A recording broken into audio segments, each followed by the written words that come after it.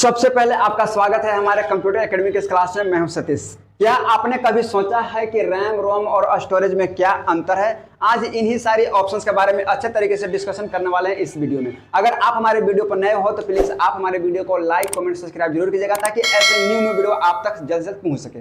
तो चलिए हम समझते हैं बारी बारी तरीके से कि रैम, रोम और स्टोरेज क्या है। तो सबसे पहले हम बात करते हैं रैम के बारे में। ठीक है, रैम यानी इसका फुल नेम होता है रैंडम एक्सेस मेमोरी। जो आप हमारे हाथों में देख रहे हैं ये है आपका रैम मेमोरी।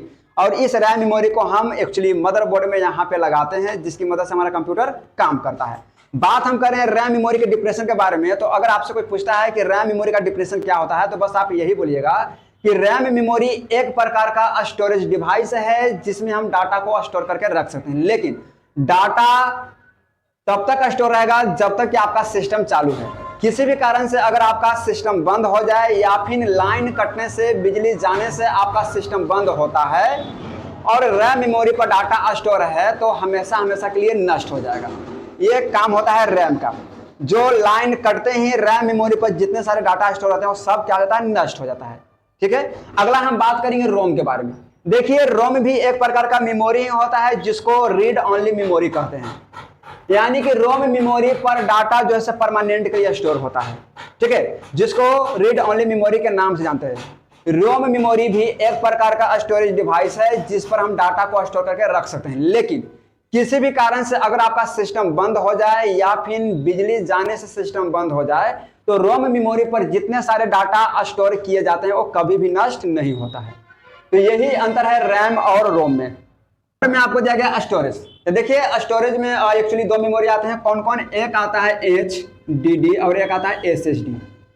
HDD का पूरा फुल नेम होता है हार्ड डिस्क ड्राइव, जो कि आप हमारे हाथों में देख रहे हैं ना। ये जो मेमोरी देख रहे हैं ना, ये मेमोरी है आपका HDD, जिसको हार्ड डिस्क ड्राइव कहते हैं। इसके अंदर एक डिस्क लगा हुआ रहता है। जब ये डिस्क चलता है तो इसी में डाटा स्टोर करते हैं। समझ गए ना? तो ये है आपका HDD। इसकी मदद से हम लोग जो है वीडियो, पिक्चर्स या फिर किसी भी तरह का फाइल हम इसमें स्टोर करके रख सकते हैं। समझ गए? अगला दिया गया आपका SSD, जिसको हम सॉलिड स्टैटिक डिवाइस कहते हैं। ठीक है, जैसे कि ये जो आप देख रहे हैं ना, ये है हमारा SSD मेमोरी जो टूटा हुआ है। ठीक है, SSD जिसको हम सॉलिड स्टैटिक मेमोरी के नाम से हम जानते हैं, और इसमें भी हम डाटा को स्टोर करके रख सकते हैं।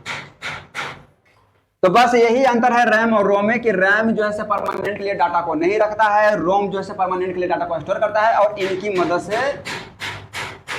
आप किसी भी वीडियो या पिक्चर को स्टोर करके रख सकते हैं। लेकिन क्या आप कभी नोटिस किए हैं कि आपके मोबाइल में 8 GB रैम और 128 GB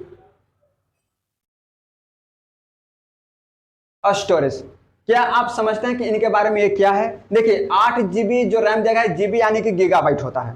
ठीक है, यानी कि 1024 MB बराबर 1 GB होता है। अब सोचिए 8 GB की बात कर रहा है, यानी कि बहुत बड़ा ये मेमोरी होगा जिसके अंदर हम लोग बहुत सारे ऐप वगैरह को स्टोर करके रखते हैं और उसकी मदद से हम अलग अलग काम कारोबार कर सकते हैं। ठीक है, नीचे देगा 128 GB, ये आपका स्टोरेज है। स्टोरेज में आप ज्यादातर वीडियो, पिक्चर, सॉन्ग वगैरह को स्टोर करके रख सकते हैं, इसलिए यहाँ पे 128 GB जो है स्टोरेज दिया गया है। समझ गए? देखिएगा कि किसी किसी मोबाइल में जो है 2 GB, किसी मोबाइल में 2 GB जो है आपको रैम देखने को मिलेगा। तो उस मोबाइल में हैंग होने का चांसेस काफी ज्यादा होता है। जिस मोबाइल या कंप्यूटर में जितना ज्यादा रैम होगा उतना बेहतर काम कारोबार करेगा। जिस मेमोरी में जितना ज्यादा स्टोरेज होगा उतना ज्यादा वो डाटा को स्टोर करके रखेगा। यही काम था आपका रैम, रोम और स्टोरेज डिवाइस के बारे में।